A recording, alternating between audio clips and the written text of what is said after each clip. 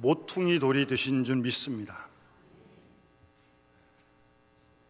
우리는 그 주님 위에 교회가, 우리가 굳게 서야 할 줄 믿습니다. 그런 교회가 되도록 우리가 한 마음으로 기도하며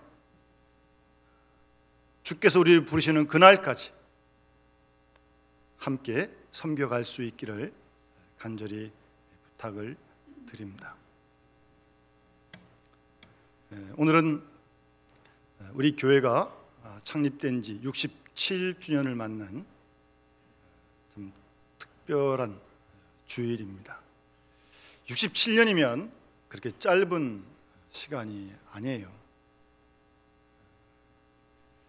지난 역사를 잠깐 돌아봐도 이런저런 일이 많이 있었지만 어쨌든 이 시간까지 인도하신 하나님께, 도우신 하나님께 감사를 드리고 그 하나님이 앞으로도 인도하시고 도우실 줄 믿습니다. 특별히 오늘 예배는 우리 선교관을 하나님께 드리는 헌당 예배로 드리게 된 것도 더 특별히 감사하고 뜻있는 일인 줄 믿습니다.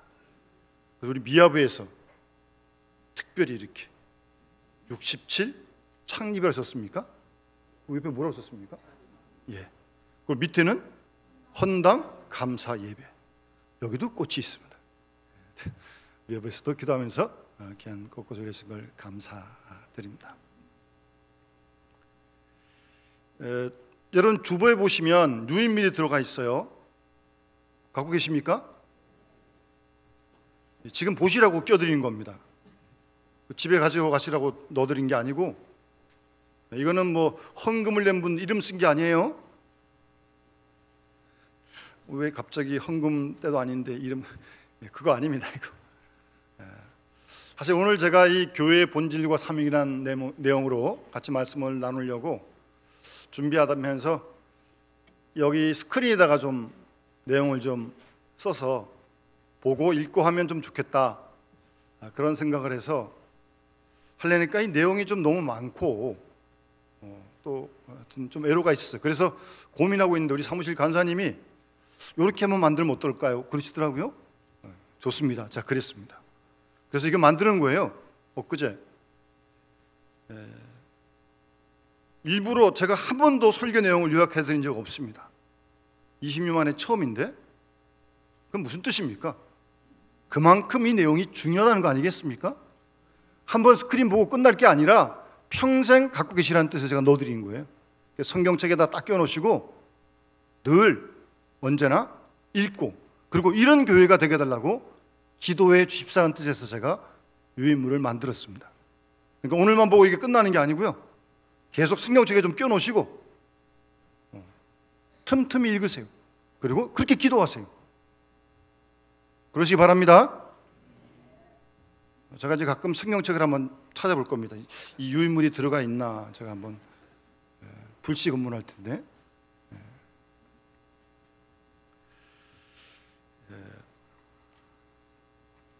우선 거기 유인물 내용, 교회란 무엇인가, 첫 번째 내용인데요. 교회란 어떤 곳인가, 그 말이죠. 그래서 교회는 우선 구원 공동체가 교회입니다. 구원받은 무리들이 모이는 곳이 교회입니다. 그가 부자건 가난하건 건강하건 아프건 연세가 어떻게 되셨든 아무런 관계 없습니다. 구원받은 사람이면 다 모이는 곳이, 공동체가 교회입니다. 한번 한 5줄 6줄 주님이 한번 큰 목소리로 한번 읽겠습니다. 시작.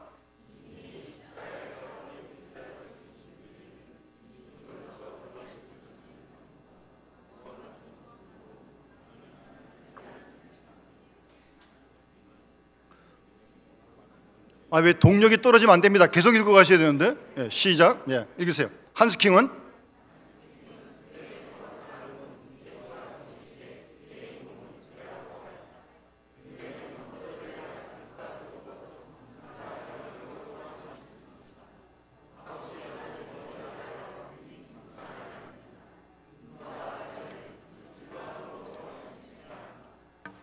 아멘.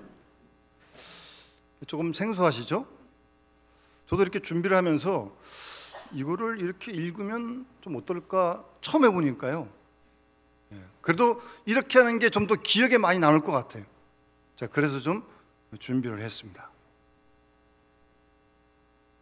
교회는 구원받은 성도들이 모여 기쁨으로 하나님 나라를 섬기는 곳이 교회입니다.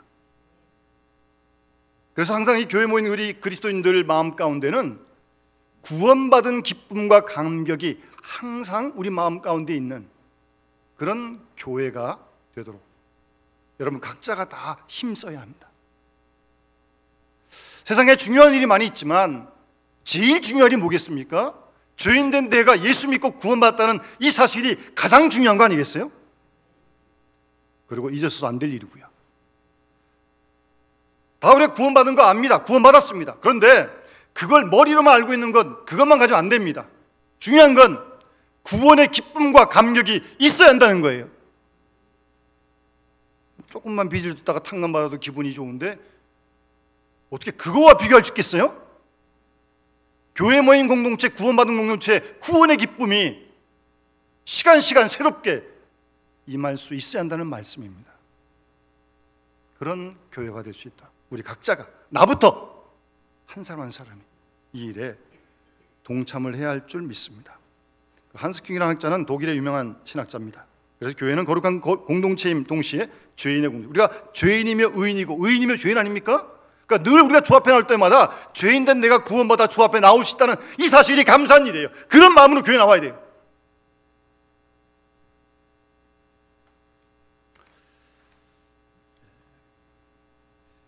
잠시만요. 거기 305장 나 같은 죄인 1절만 우리가 한번 같이 부릅시다. 여러분 다 아시죠? 그럼 찬송가 안 차도 되는 거 아닙니까? 나 같은 죄인 살리신 주 은혜 놀라와. 우리 한번 1절만 한번 찬양합시다.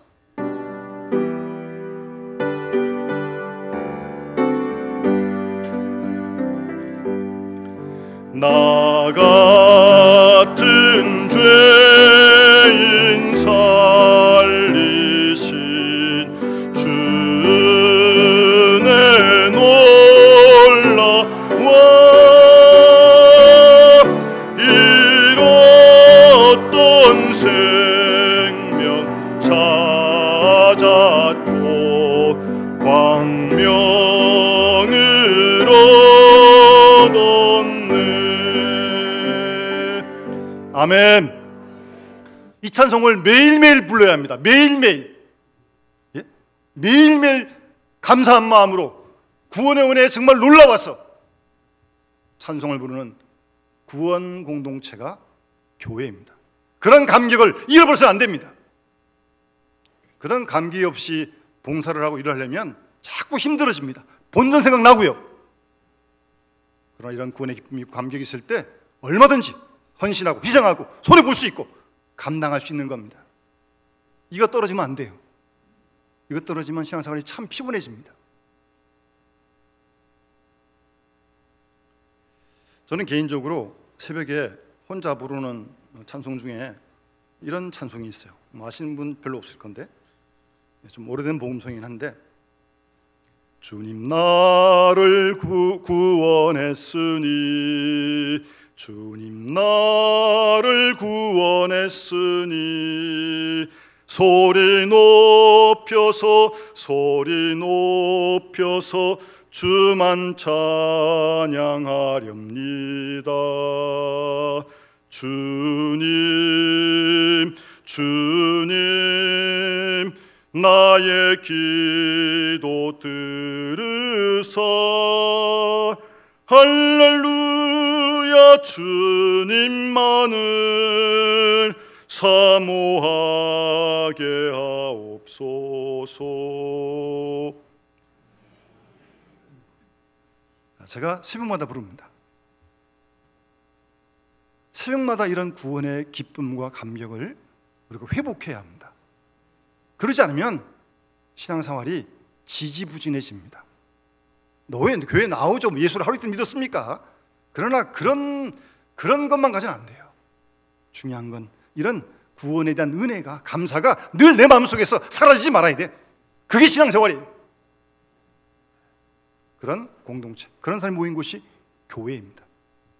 우리가 그런 은혜를, 감격을 잃어버리지 않도록 우리가 새롭게 항상요 찬송가를 매일매일 불러야 되는 거예요. 교회는 구원 공동체입니다. 두 번째, 교회는 부름받은 공동체입니다. 그 유인물 중에 고린도전서 1장 2절 성경 말씀을 한번 크게 한번 읽으세요. 고린도에 시작.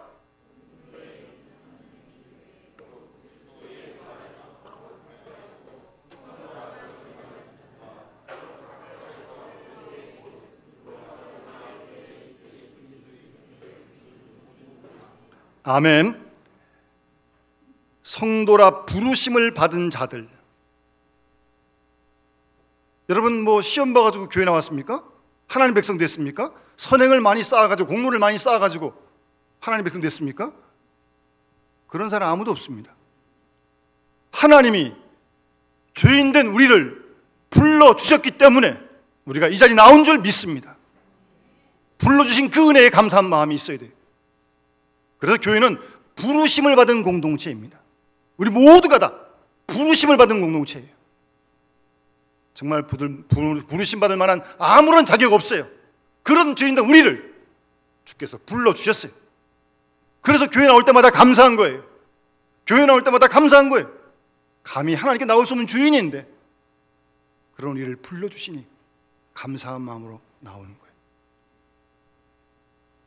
그래서 그 밑에 나오는 내용은 교회라고 하는 히브리 말, 칼, 헬러, 에클레시아 다 불러낸다, 밖으로부터 부른다, 그런 뜻이란 말입니다.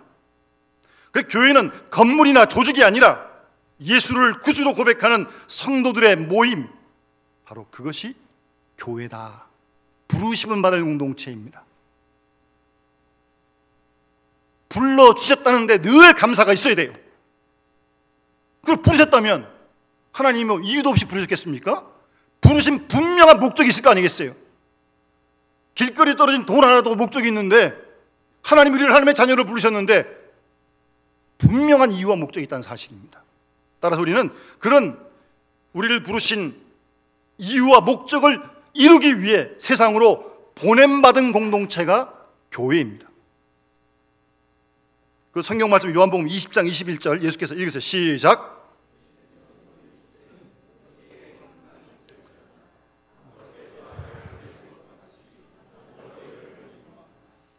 저도 이제 이렇게 훈련을 잘 안 해봐가지고 여러분들이 이렇게 예배 시간 설교 시간에 읽는 게 별로 좀 훈련이 안 돼 있잖아요. 어디 부흥회 가면 쫙 써놓고 얼마나 지난번에 우리 중국인께 왔을 때 성서 여기 암송하는 건 보세요. 아 대단하대요. 잡아먹을 듯이 외우더라고요. 아주. 여러분 그것도 하나의 훈련입니다. 이거 눈으로 볼 수도 있지만 읽으면 더 오래 기억이 되어지는 거고요. 내가 이렇게 하겠다는 그런 고백도 다짐도 담아가지고 있는 거거든요. 조금 부담스러워도 그렇게 읽어야죠. 훈련이에요. 그래서 제가 이렇게 한번 설교를 해보면서 20년 만에 저도 지금 이게 어떤 게 더 좋을지 저도 지금 나중에 좀 한번 저한테 좋은 말씀 좀 해주십시오. 끝나고 난 다음에. 뜻이 있어, 목적이 있어, 우리를 부르셨어요. 그 다음 부름받은 우리는 이제 우리를 부르신 목적을 향해 나아가야 합니다. 그것이 교회입니다. 직장으로 가고 학교로 가고 가정으로 가고 세상으로 나아가는 겁니다. 우리끼리 모여서 예배 드리고 좋고 기쁘고 밥 먹고 끝나고 아니에요. 그거 아닙니다. 거기서 머물면 안 됩니다. 나가야 됩니다. 보냄받은 공동체입니다. 흩어져야 합니다. 모였다가 흩어지고 또 모였다가 흩어지고 우리에게 맡기신 사명을 나아가서 힘써 감당해야 하는 것입니다. 그래서 그 밑에 내용에 훈련소는 장병들에게 군수와 기초 지식을 훈련시켜서 전후방 부대로 내보내지 않습니까? 학교에서도 학생들 교육시켜가지고 상급학교로 보내는 거 아니? 마찬가지로 교회는 예배를 통하여 하나님을 만나고 사명을 회복한 성도들을 세상으로 파송해서 그들이 자신들의 삶의 자리에서 소금과 빛이 되도록 하는 것이 교회의 사명임을 우리와 교회는 한시도 잊어서는 안 됩니다. 날씨가 무더워도 추워도 어딜 가시든 간에 주님이 나를 택하셔서 부르신 그 목적을 이루기 위해 지금 내가 여기 있다는 사실을 한순간도 잊어서는 안 될 것입니다. 두 번째 페이지 넘기시면 교회의 머리가 누구라고 되어 있습니까? 이런 것도 별로 이렇게 좀 훈련이 잘 안 됐어요. 우리가 잘 듣기만 했기 때문에 뭐 훈련하면 됩니다. 오늘 본문에도 말씀하시잖아요. 교회의 머리로 삼으셨다. 교회의 머리는 누구라고요? 예수 그리스도 우리 주님이 교회의 머리이십니다. 따라서 교회는 교인이 몇 명이든 모든 교인들은 머리 대신 그리스도의 지시를 따르고 순종해야 합니다. 여러분, 이 몸이 머리의 지시를 받는 거 아니에요? 머리가 지시가 못 내리면 머리가 이상한 거고, 머리가 이상하면 온몸이 지금 작동이 안 되는 거 아니에요? 머리는 이리 가라는데 몸이 이리 가면 되겠어요? 이상한 거죠. 따라서 교회는 우리 각 사람 한 사람 한 사람은 머리 대신 그리스도가 인도하는 대로, 그리스도가 명령하는 대로 따라가도록 힘을 다해서 순종해 가는 것이 건강한 교회입니다. 하나님의 기뻐하신 교회예요. 머리가 육체의 중심이고요, 핵심이고요, 근본입니다. 머리는 우리의 온 몸을 다 대표하는 거 아니겠습니까? 그래서 뭐 원례를 하든 재직회를 하든 당회를 하든 어떤 봉사를 하든 언제나 그리스도 예수의 지시를 따라야 한다는 겁니다. 그걸 훈련하는 것이 교회란 말씀이에요. 내 생각대로 하면 안 됩니다. 내 주장대로 하면 안 됩니다. 머리 대신 주님의 뜻을 따라가는 그런 교회가 될 수 있도록 우리 모두가 힘쓰고 기도해야 할 것입니다. 어떻게 하면 주님의 뜻을 이룰 수 있을까? 거기에 몸부림쳐야 되는 거예요. 그래서 또 기도하고 또 생각을 하고 함부로 말하거나 함부로 행동해서 안 됩니다. 머리의 지시를 온몸이 받아야 되는 거예요. 교회의 머리는 예수 그리스도가 교회의 머리이십니다.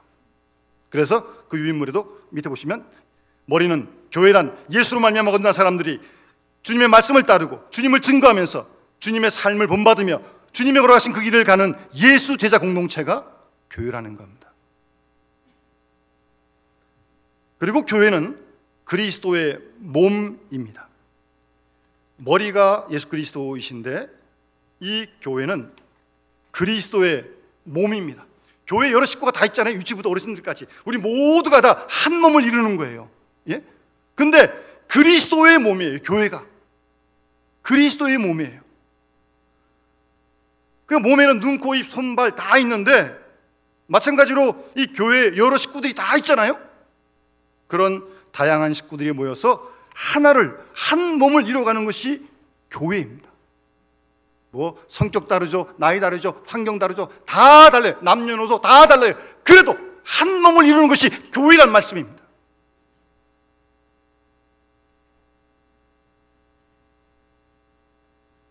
그래서 에베소 4장 말씀에도 평안에 매는 줄로 성령의 하나 되게 하신 것을 힘써 지키라고 말씀하고 있는 것입니다.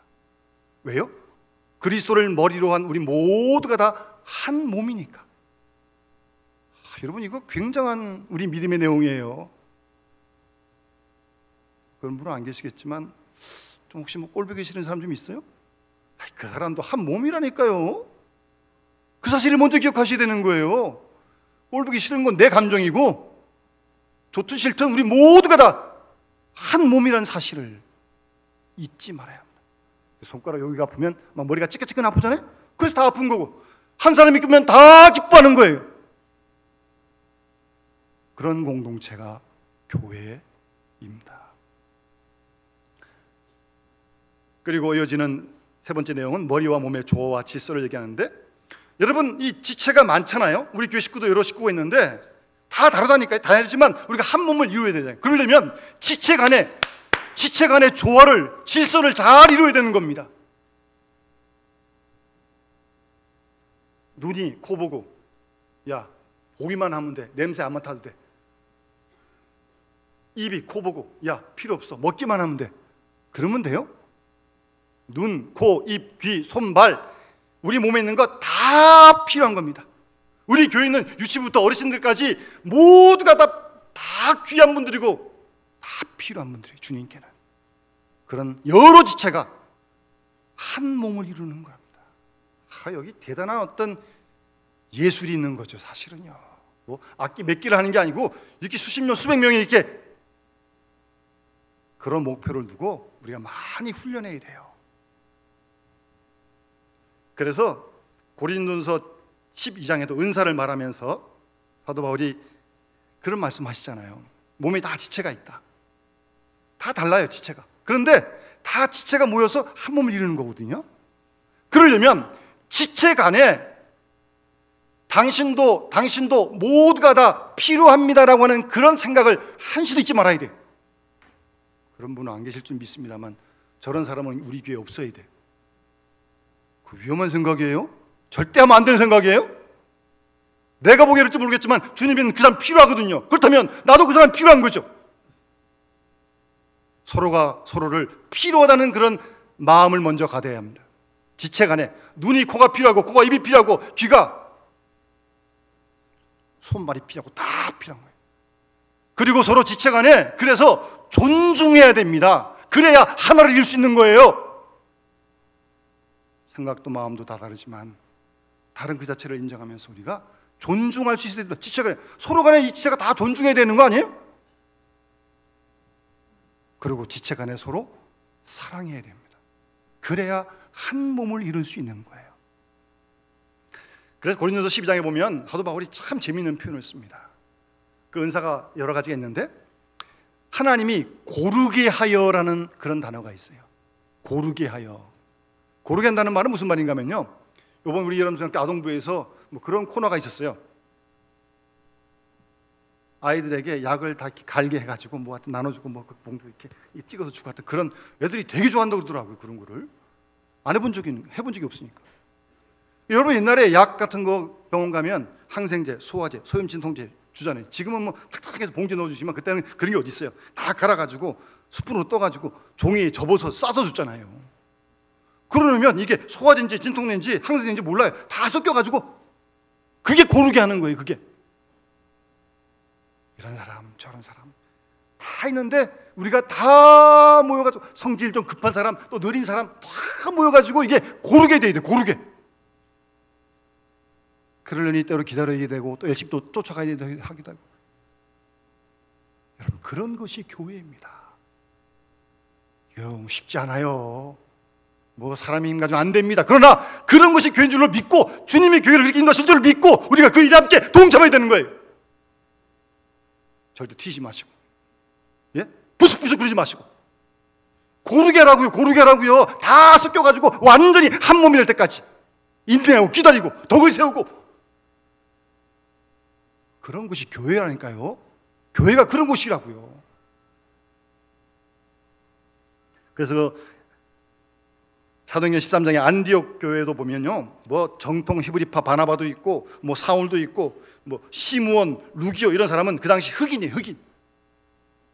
흑인이고 유대인이고 다 모여가지고 안디옥 교회를 이룰 수 있었던 겁니다. 여러분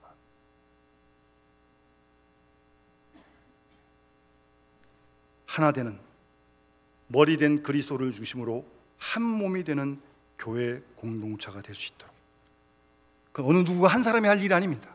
구성원 모두가 다 힘써야 할 일입니다. 가정도 그런 거 아닙니까?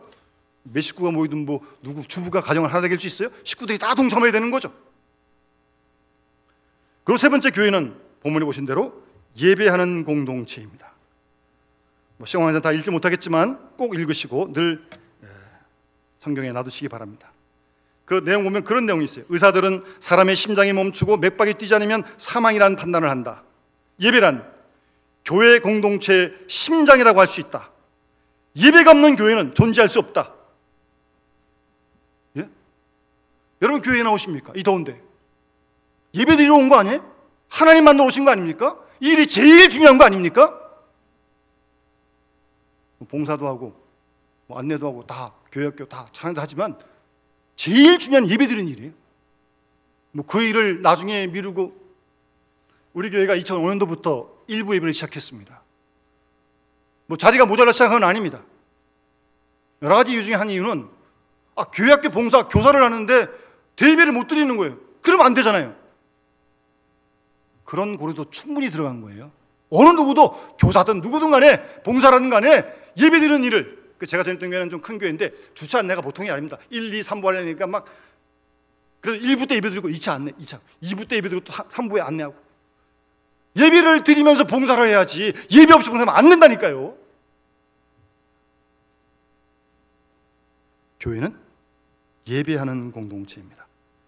목숨을 다하고 마음을 다하고 하나님을 사랑하는 말씀은 마음을 다해 오직 하나님을 예배하라는 말씀이다 라고 그런 기록도 있고, 저기 성경 구절 보시면 하나님이 우리를 예배하기 위해 부르셨고 하나님을 섬기기 위해서 이스라엘을 애굽에서 끌어내신 거예요. 특별히 거기 그 계시록 5장에 보면 천상의 예배의 모습이 있는데 한번 가서 읽어보세요. 우리 이 땅을 살다가 우리가 하나님 나라를 갈 텐데, 하나님 나라 가면 안 가봤지만 안내 봉사는 안 해도 될 것 같아요. 찬양대 천사들이 부르니까 모르겠어요. 근데 어쨌든 전도 안 해도 돼요. 하나님 나라 가면 예배를 해야 돼요. 예배는. 예. 그래서 땅의 삶이 끝나면 천국에서 예배가 시작되는 겁니다. 그런 예배를 꿈꾸면서 우리가 예배 드려야 돼요. 예배 가운데 임재하시는 하나님을 만나고 주의 음성을 듣고 하나님의 얼굴을 배웠고, 이 얼마나 굉장한 일입니까? 그래서 하여튼 그런 일에 옆 사람에게 절대 방해를 줘서는 안 됩니다. 다음 열심히 예배 드리고 있는데 집사님, 이거 정말 죽어갈 일도 아닌데 끝나고 얘기하고 그러면 안 돼요. 하나님 만난 일에 얼마나 집중을 해야 되는데. 예배하는 공동체입니다. 나아가서 우리 몸으로 산제사, 산제물을 드려야 합니다. 네 번째 내용은 교회는 양육 공동체입니다. 이 말은 교회는 양육을 하는 공동체고 교인들은 교회에서 양육을 받아야 합니다. 이거 상당히 중요한 개념입니다. 그냥 교회로 왔다 갔다 하면 되는 겁니까? 그냥 헌금만 내고 11조만 내면 되는 겁니까? 아니에요. 물론 그거 기본적으로 해야 되네요. 동시에 교회를 통해서 모든 면에 양육을 받아야 합니다. 교회는 양육을 시켜야 합니다. 그것이 교회 공동체입니다. 그래서 그 내용도 있습니다만, 신앙의 연주만 쌓고 열매 없이 입만 무성한 무화과가 되지 않으려면 늘 배우는 자세가 필요하다. 하나님은 알아야 하고 하나님을 배워야 바로 섬길 수 있기 때문입니다. 좋은 교회를 다음 세대에게 물려주려면 가정에서는 신앙을 계승하고 교회에서는 신앙교육에 힘을 쏟아야 한다는 겁니다. 가르치고 배우는 것이 교회를 교회되게 하는 것입니다. 여러분, 교회를 통해 우리 교학교회들 양육시켜야 됩니다. 무덤날 수련하는 거예요. 교학교회들만 양육시키는 게 아니에요. 우리 모두들도 다 양육돼야 돼요. 하나님 나라 가실 때까지 양육돼야 돼요. 제가 최근에 어떤 은퇴하신 목사님 글을 읽는 중에, 그 목사님 은퇴하셨는데 어떤 모임에 갔는데 어떤 기자가 물었대요. 목사님, 일상 중에 가장 보람 있던 일이 무엇입니까? 라고 물어요. 가만 생각하니까 보람이 있었다. 예수 믿는 일이 제일 보람 있는 일이지, 그렇게 대답을 하셨대요. 그때 그 기자가 다시 은퇴하신 목사님에게, 목사님의 일생 중에 최고의 날이 언제입니까? 그렇게 또 묻더래요. 최고의 날. 그때는 대답을 못 하셨대요. 집에 들어오셔가지고 가만히 내 인생의 최고의 날이 언제일까 이렇게 생각하는데, 문득 이 땅의 삶을 끝내고 하나님께서 부르시는 날, 하나님 나라 갈 때 그때가 최고의 날이다, 그런 생각을 하나님이 주시더라는 거예요. 여러분, 그날이 최고의 날 아닙니까? 그런 날이 될 수 있도록 잘 준비해야 됩니다. 훈련해야 돼요. 갑자기 되는 게 아닙니다. 그러면서 그 목사님이 이런 말씀 하시더라고요. 내가 죽음을 두려워하는 게 아니라 죽음이 나를 두려워할 것이다. 죽음이 나를 두려워할 것이라고요. 그런 최고의 날을 한번 꿈꾸고 싶지 않습니까? 준비해야 됩니다. 양육되어져야 합니다. 거저되는 거 아닙니다. 절대 안 됩니다. 끊임없이 말씀과 기도로 훈련하고 양육되어질 때 그런 은혜를 누리게 될 줄 믿습니다. 교회는 하나님의 사람을 길러내는, 양육하는 공동체입니다. 그래서 주님의 제자는 태어나는 게 절대 아닙니다. 훈련으로 만들어지는 거지 주님의 제자가 거저된 거 아닙니다. 그래서 교회는 힘써 교학교들뿐만 아니라 우리 모든 교우들을 하나님 백성으로 양육, 훈련시켜가는 것입니다. 그런 교회가 될 수 있도록 우리 모두가 함께 힘써 갈 수 있기를 바랍니다. 우리 주신 말씀을 기억하면서 우리 208장 함께 찬양 드리면서 봉헌하도록 하겠습니다.